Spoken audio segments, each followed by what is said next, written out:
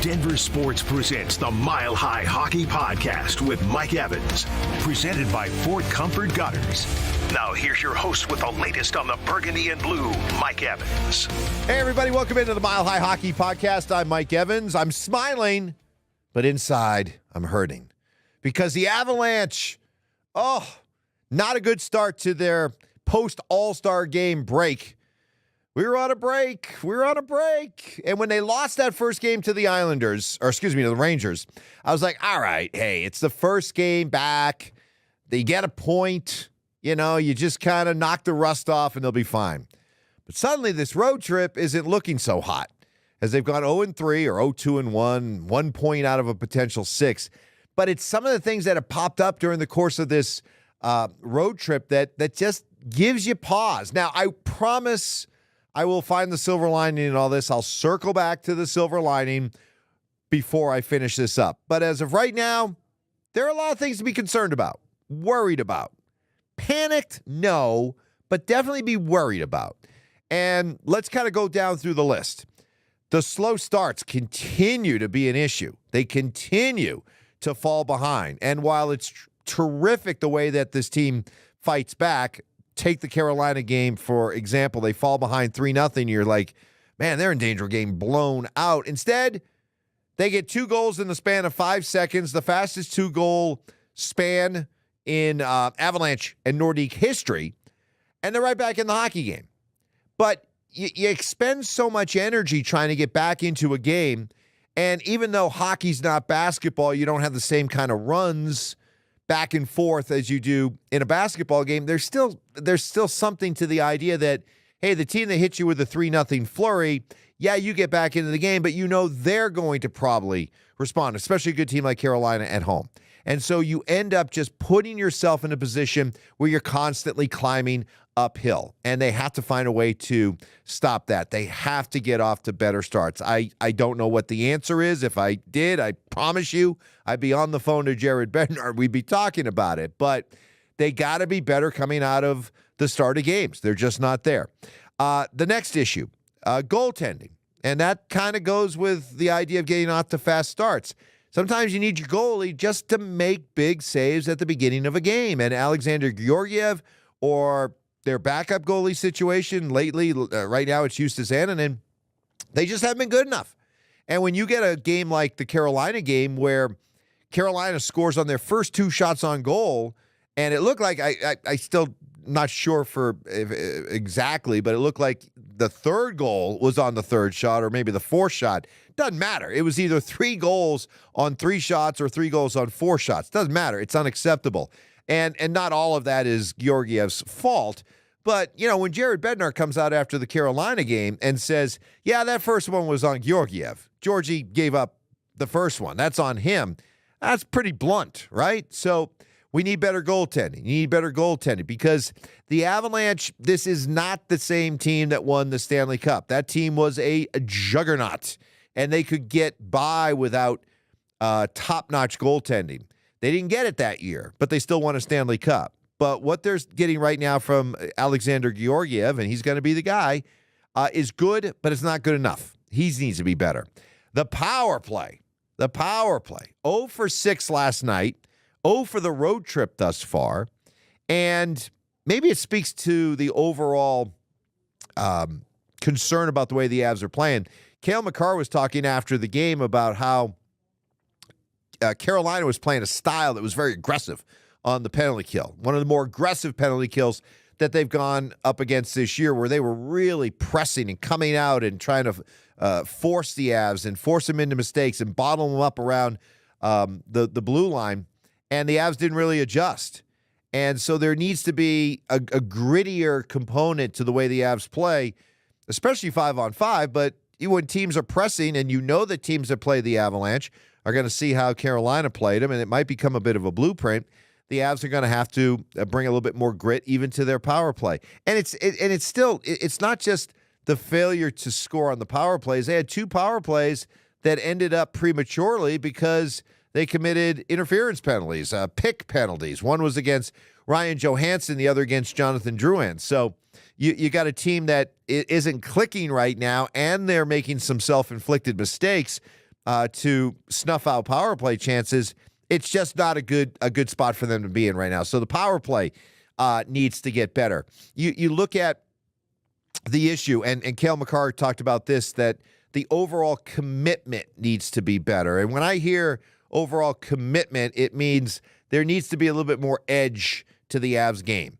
And when you are an Avs team that isn't as talented as the team that won the Cup, they just aren't, then you got to play a different style. There's got to be a little bit more edge, a little bit more grit to your game, and you can't just get by on your skill level. So the Avs are in a tricky position right now because it's the time of season. You're still about a month away from the trade deadline, but you got to bring a little bit more urgency to your game. And the concern that I have watching them is that, are we getting back to the Avs teams right now prior to them winning the Stanley Cup? You know what it was like, the knock on the Avs, that if you get in their face, if you knock them around, you push them around, you put a little bit of adversity in front of them, you muck up the game, you try to clog up the neutral zone, all those things, that the Avs will wilt, that they won't be able to handle that kind of style, and they won't be able to bring the kind of play necessary to combat that kind of style. The Avs team that won the Cup, what was so beautiful about that team was whatever style you wanted to play, they're like, okay, let's do it. You want to skate? We'll skate. You want to try to grind the game to a halt? We'll play that way. Doesn't matter. We can adapt. We can adjust. We'll find a way to get it done.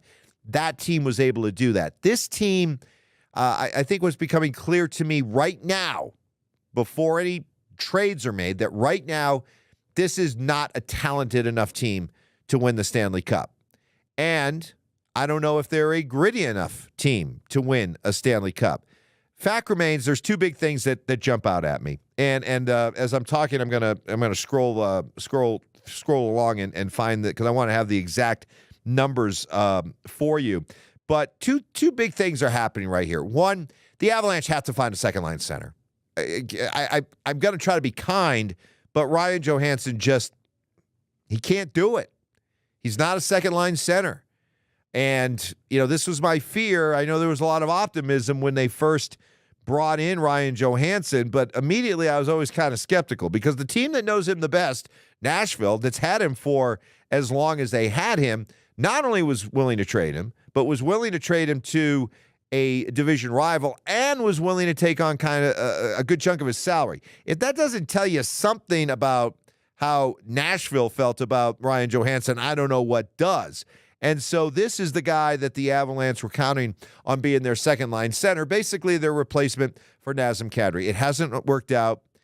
He's just not the answer. I could use stronger words, I guess, but it just isn't working out. So they have to do something about that. They have to find another second-line center alternative. And we talked about this last week on the podcast, some of the names that are out there. Already a couple of them are gone. I know everyone's talking about Adam Henrique from Anaheim. We'll see. But they need to do something. The Zach Parise edition was fine, and he's actually got off to a really nice start. Had a goal the other night against Carolina. I don't have any issue with Zach Parise. He's a nice addition, but this is a team that needs more. Not only do they need that second-line center, but they got to get Val Nichushkin back. So check this out. This is since Val became part of the regular top six at the start of the 2021-2022 season. So now we're into 2.5 seasons with Val in this role. Since Val assumed that role with Val Nichushkin, this is the Avs record, with Val Nichushkin, they are 109, 31, and 15. 109, 31, and 15. That's a winning percentage of .750. Without Val Nichushkin, with this loss against Carolina, they're now 30, 28, and 3. They're barely above 500.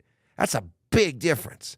That is a big, big difference with Val and without Val. So they need Val back. They need Val to be right, and they need to be able to trust that Val's with them for the rest of the season and on into the playoffs. He's got to show that he's ready to come back, play at the all-star level he was playing before he left, and also prove to the Avs that he's going to be reliable. Two big things.